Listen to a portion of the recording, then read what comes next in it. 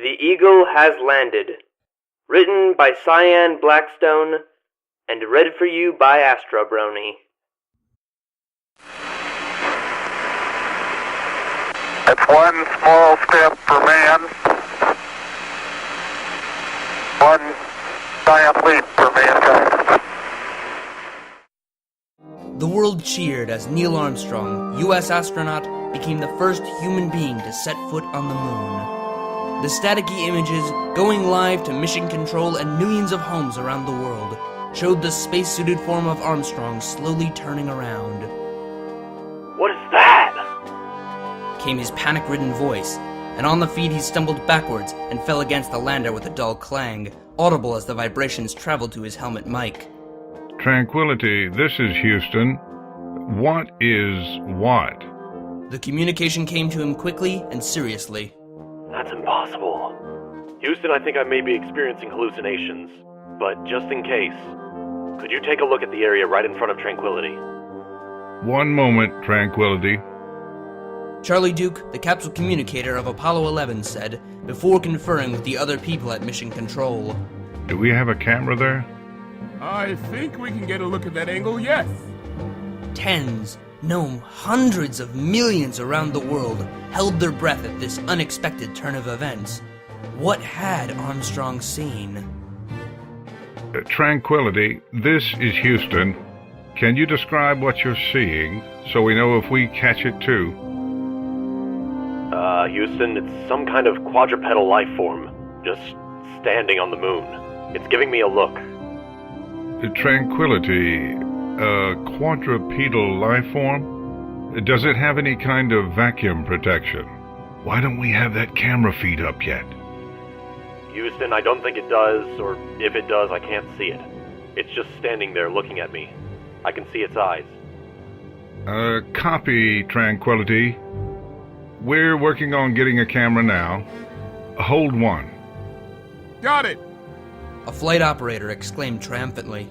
The camera switched abruptly, and all activity stopped dead for a moment.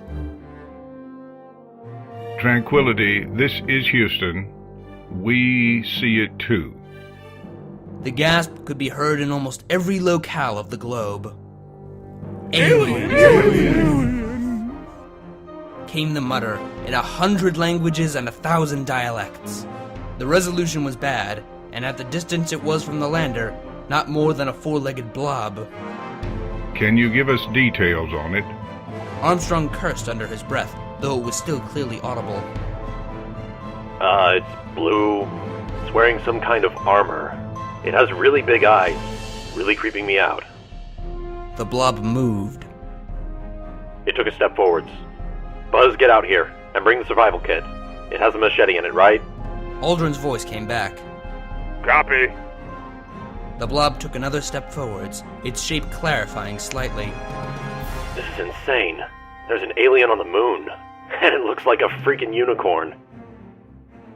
A unicorn? Heh, I guess we know where the Greeks got them from. Unicorns are aliens. Who'd have guessed? Third step forwards, and Neil took a step back. Houston, what should I do? Tranquility, does it appear to have any weaponry? Charlie was rattled, his questions slow and hesitant as sweat began to bead on his brow and run down his back. There had been hundreds of contingency plans made for increasingly improbable situations, but nothing for contact with an alien. The possibility had been deemed so improbable it wasn't even worth the contingency planner's time. He thought hysterically some bureaucrats were probably resenting that fact right now. No. Neil's reply came back, the captive audience glued to their televisions at the indistinct shape on their screen. Right. Charlie was out of ideas. Tranquility, this is Houston. I'm going to need to get some higher clearance for any actions. This is national security level right now. Hold one. Frantically, he tore off his headset. Someone get the chiefs of staff and the president on the line right now. Time is of the essence. The Mission Control Center exploded into action as they began taking steps to contact all those they would have to. Houston, we have a problem. Neil said as Buzz joined him outside on the lunar surface. I don't think we have time for that. It's continuing to advance towards us. Charlie cursed. The folks at Mission Control would just have to do their best without authorization. There was no time for red tape or delaying in such a delicate situation. Think fast, he urged himself. Colonel, get back in the lander. Just in case something happens, get it prepped for a quick takeoff. Houston, YLM was never designed for quick takeoff. Aldrin's concerned voice came over the radio, even as he stopped his descent and began to climb the ladder back into the lander.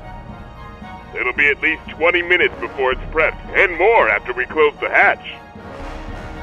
Copy, Tranquility. Neil, take a few steps forwards. Let's try something. It was crazy, but this whole situation was crazy. Why not try something just as insane? Armstrong complied, and soon the two life forms stood a handful of yards apart, a stare-off on the moon. Neil, I want you to very carefully approach the extraterrestrial. Roger. Looks like I get to make history twice, Buzz. First to walk on the moon, and first to make official contact with an alien. Just be careful, Neil. Neil took slow steps, one after another, gradually drawing closer. There was no movement apparent on the feeds, but the astronaut halted for a moment. It just cocked its head. Soon they were slightly more than an arm's length apart. Now what, Houston? Charlie gulped.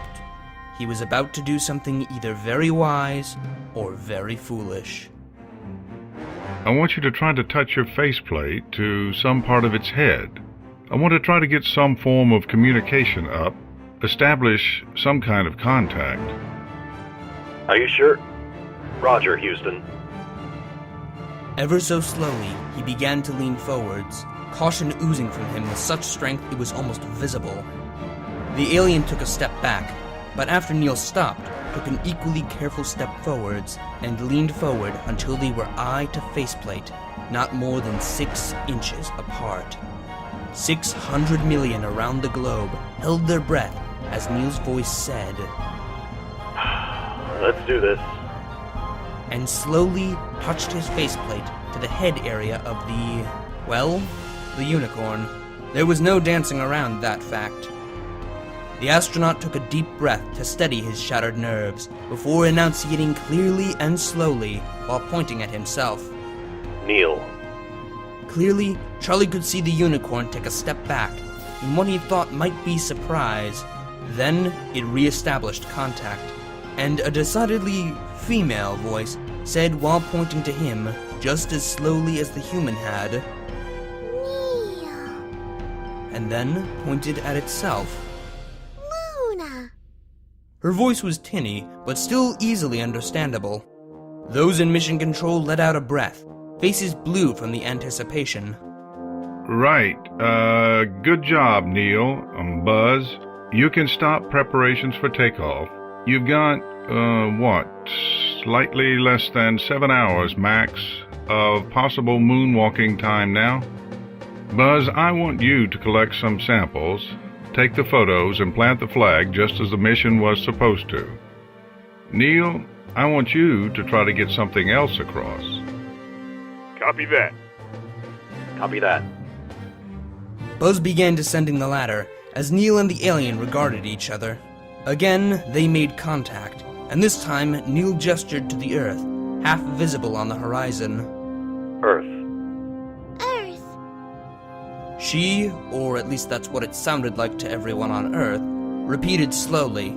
She broke contact again. She's looking at Earth now. Then she pointed out into the blackness of space and said, touching Neil's faceplate, Equestria. Equestria. You got all that, Houston? Yes, Tranquility. We got all that. I got pictures of the lander, and also the extraterrestrial. Copy, Buzz. On Earth, the frenzy was only just beginning.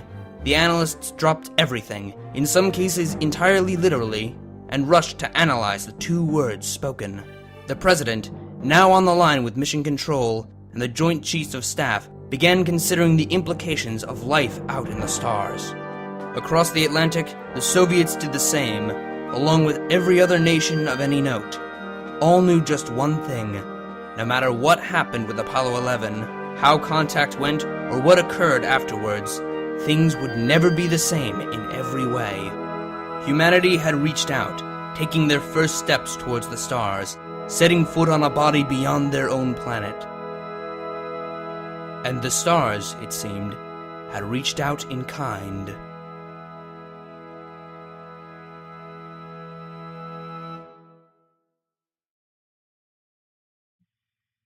That was The Eagle Has Landed, with special guest voice actors Wooten AIE as Neil Armstrong, Ilya Leonov as capsule communicator Charlie Duke, Deft Funk as Buzz Aldrin and the mission control officers, and Obob Scribbler as Luna.